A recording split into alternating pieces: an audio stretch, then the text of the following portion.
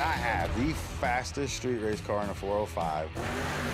Street Outlaws is an American reality television series that documents apparently illegal street racing in Oklahoma, following a group of racers as they compete for the top 10 spots and ultimately decide the fastest street rod in the state. Street Outlaws quickly became one of Discovery Channel's most popular shows after its debut in June 2013. The show especially enjoys the attention of automobile enthusiasts who simply can't get enough of Street Outlaws. Currently in its 17th season and boasting more than 100 episodes, Street Outlaws remains a popular fixture on Discovery. And through the 8 years the show has flourished on our screens, many racers have come and gone. Certain faces grew familiar, while some departed from the show for a variety of reasons. Some came to the end of their racing careers, while others ran into trouble with the boys in blue. Whatever the case, Street Outlaws has played host to many faces, each supplying not only tough competition on the racetrack, but also their personal flair to the show. Many of the participants became stars and fan favorites. Others simply rubbed the audience the wrong way. Do you want to win any of these items on your screen?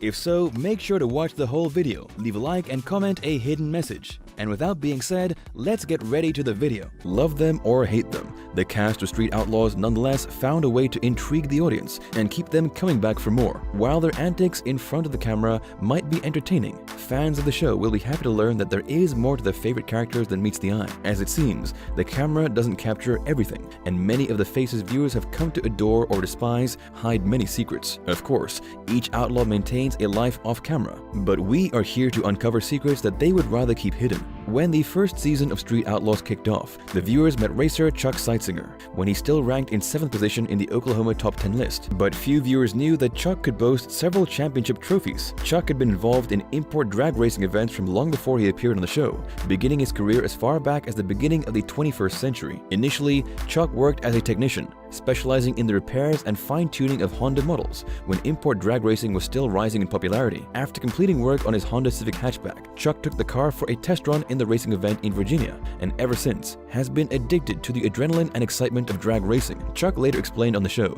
that it simply made sense that he would test both his driving skills and mechanical aptitude against the best of the best, and so decided that the racing scene beckoned him. Back then, Oklahoma racers were not amongst the most popular, and while competing in various states, Chuck endured discriminative remarks from audiences and competitors. As Chuck explained, some of the racers laughed when they heard he hailed from Oklahoma, often asking him if they still ride horses to work and if he was competing with a wagon. Naturally, the crowd changed their opinion once they choked in the dust of his Civic. During the first professional race in which Chuck competed, he finished as the number 2 qualifier and continued to compete at more events. In 2004 and later again in 2006, Chuck won the national championships, breaking several records on his way to the top. However, in 2008, Chuck decided that his competitive years were behind him, and he began slowing down, now only competing in local events in Oklahoma. Chuck still kept his Civic, however, and in 2017, he once more took to the circuit to prove that Oklahoma racers are not as primitive as the other states consider them. While Chuck might be proud of his achievement on the racetrack, having won several championships and the Rookie of the Year award in 2004,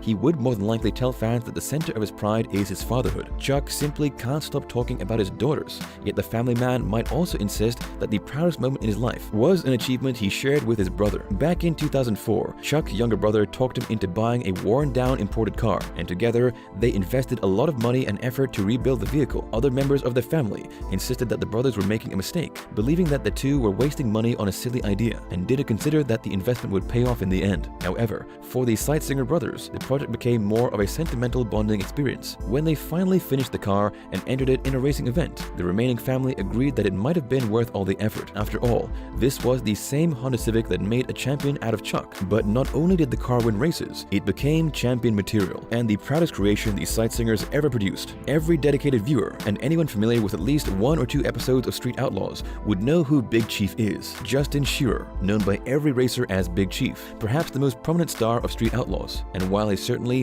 one of the better racers, his fame mostly comes from the role he plays in the show. From the first season to every season in between, Justin acted as the lead host of Street Outlaws. His main purpose is to serve as the organizer of all the illegal street racing events. But other than that, he also mediates conflicts between racers and enforces the rules of every race. Therefore, when Big Chief disappeared for a short while from the 10th season of Street Outlaws, it created a lot of concern among fans. Some started speculating and even suggested that Justin was fired from the show. Other fans thought that he might have some kind of personal problem, with some suggesting he had a problem with alcohol or drug abuse and had to take time off from the show to recover in rehab. Fortunately, Justin returned to his usual place in the show the following season and assured fans that none of their speculations were true, nor did they have to be concerned for his well-being. It seemed that the show, along with his everyday job and other responsibilities, simply took its toll on Big Chief, and he took some time off to recuperate. While off-screen, Justin spent some well-earned time at home, but the care a racer shows for his cars never ends, and even during that period, Justin continued to improve his rods. Big Chief might have won the hearts of fans with his tough guy personality and built a reputation on the racetrack as a formidable competitor, but deep down, beyond all that muscle, hides a soft-hearted family man. Although loath to admit it, Justin is kind and gentle, once admitting that the one person in his life who inspires him the most is his mother. Among his fondest memories in life, Justin recounts his childhood years growing up on the family farm, memories which he cherishes closely, recounting the days he spent training horses with his mother and working on cars with his father. However, despite all the good times, Big Chief will admit that he made many mistakes, and looking back, he certainly wishes that he could have been a better son. He especially praises his mother for raising him, a self-admitted difficult child, while studying and working full-time as a nurse. Only when he got older and later became a parent himself did he realize the difficulties she must have faced. As such, Justin admits that the biggest hero in his life will always be his mother. Regardless, Justin's passion for illegal street racing might never gain approval from his parents, but it's at least heartwarming to realize that the toughest guy on the track hides a softer side of himself. When fans of Street Outlaws first met Derek Travis, he was an underdog competitor just starting to compete in the top 10 list of Oklahoma street racing. However, after defeating Farm Truck to gain admittance onto the list, Derek raced his way to the top and achieved 5th position. Of course, viewers know Derek as the biggest trash talker on the show, and when he's not getting into heated arguments with other racers, Derek always disputes the results of a race. Derek's cocky behavior comes from the confidence he invests in his ability as a racer and the power of his 1986 Camaro. However, fans might not know that it was his wife who convinced Derek to begin competing in street racing. He met his future wife Christina in high school at the age of 16. She comes from a family of racing enthusiasts, and both her brothers and her father competed in local events. As such,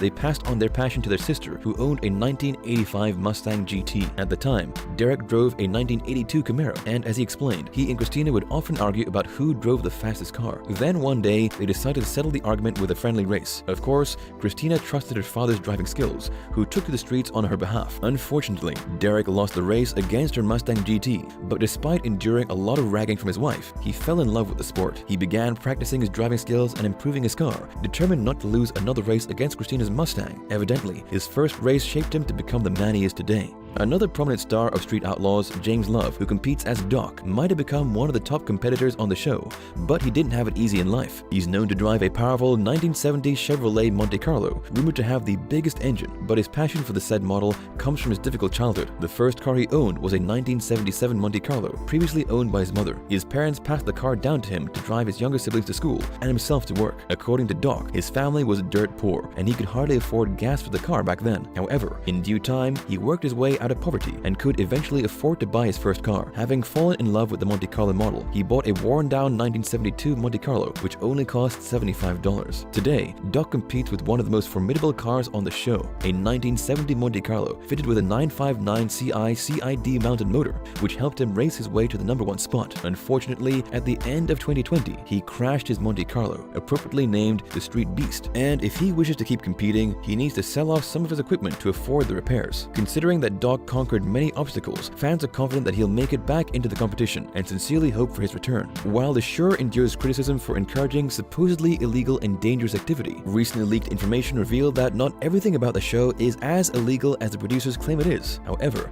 this doesn't prevent the law from interfering. In fact, one of these so-called outlaws on the show lost a race due to police interference. While competing in the finale of a cash day event, Jerry Bird and his famous Ford Probe encountered trouble from the local law. That day, the winner of the final race would stand stand to win $15,500, a considerable sum for any racer at the time. But unfortunately, the race ended prematurely, and no winner was declared. While speeding down towards the finish line, a group of police officers emerged and stopped the race. The other driver decided to play it safe by pulling off the side of the road, avoiding an arrest. But Burr didn't surrender as easily. He came to a halt in front of the police escorts. But as a result of his reluctance to comply with the law, police arrested Jerry on charges of violating every traffic code except driving under the influence. Police also impounded Burr's Ford Probe, but to make matters worse, since no winner came from the race, Jerry had to split the prize with the other driver. Fans of Street Outlaws might be aware that Kyle Kelly joined the show after Big Chief put out a call to New Orleans to find the fastest street racer in the local pad. Kai, a self-taught mechanic, was the name everyone suggested as the local champion, which prompted Justin to approach him for the show. Kai owns a workshop in Macomb, New Orleans,